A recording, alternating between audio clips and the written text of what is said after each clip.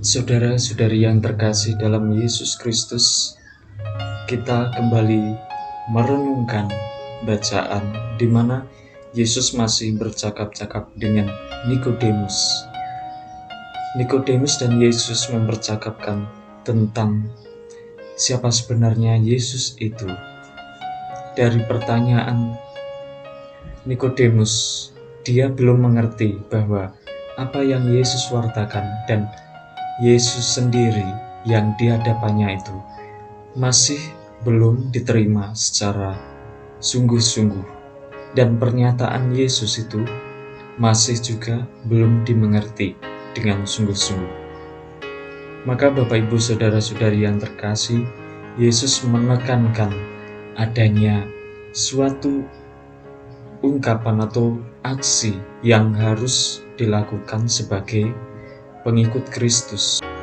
Dari kebangkitannya, kita perlu melihat secara lebih mendalam bahwa tugas dari murid-murid Yesus adalah untuk mewartakan tentang kebaikan, sehingga apa yang ditekankan oleh Yesus yaitu berupa keselamatan itu sungguh-sungguh dipahami, karena Yesus sendiri adalah utusan yang membawa keselamatan.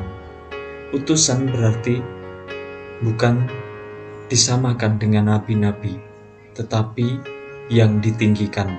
Sehingga apa yang Yesus tekankan yaitu mengingat Musa yang meninggikan ular di padang gurun.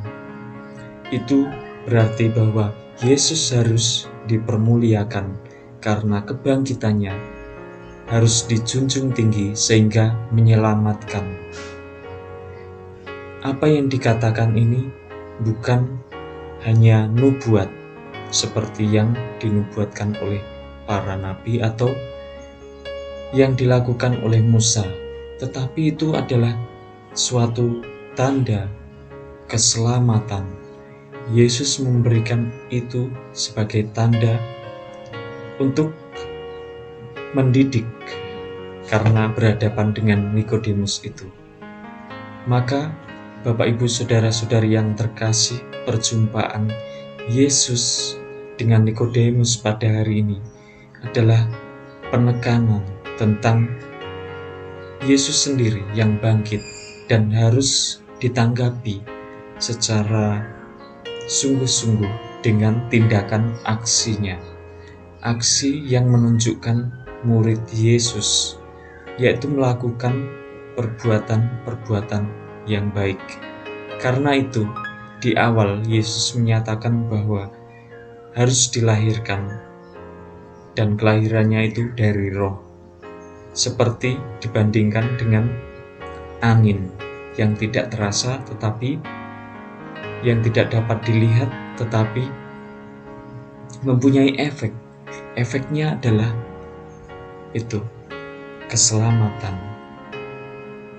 Bapak Ibu Saudara-saudari yang terkasih dalam Yesus Kristus, tentu pada bagian ini sungguh sulit kita untuk menemukan, merefleksikan kaitannya dengan kelahiran kembali dari roh dan juga ditinggikan.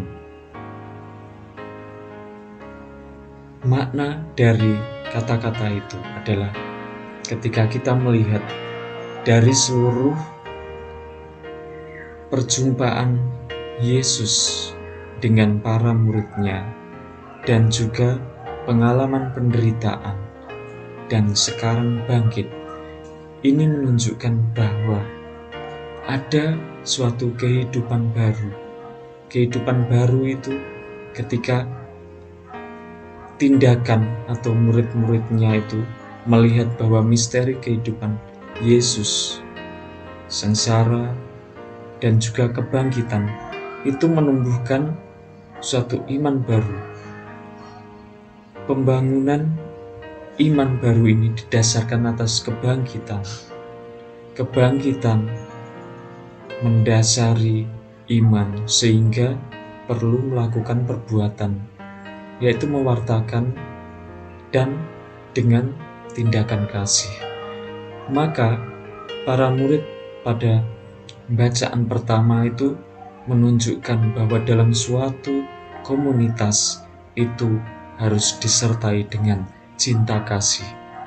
Cinta kasih itu melambangkan suatu kurban Yesus kepada manusia.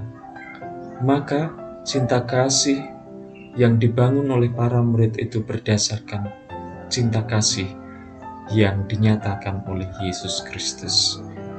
Bapak, Ibu, saudara-saudari yang terkasih, kiranya ketika kita memahami percakapan Nikodemus dengan Yesus, ini adalah suatu jawaban di mana dari yang tidak percaya, yaitu Nikodemus yang masih ragu-ragu, diberi jawaban oleh Yesus bahwa anak manusia harus ditinggikan, yaitu dimuliakan, karena kebangkitannya menyelamatkan, dan kita bersyukur atas apa yang dinyatakan Yesus dalam kebangkitannya.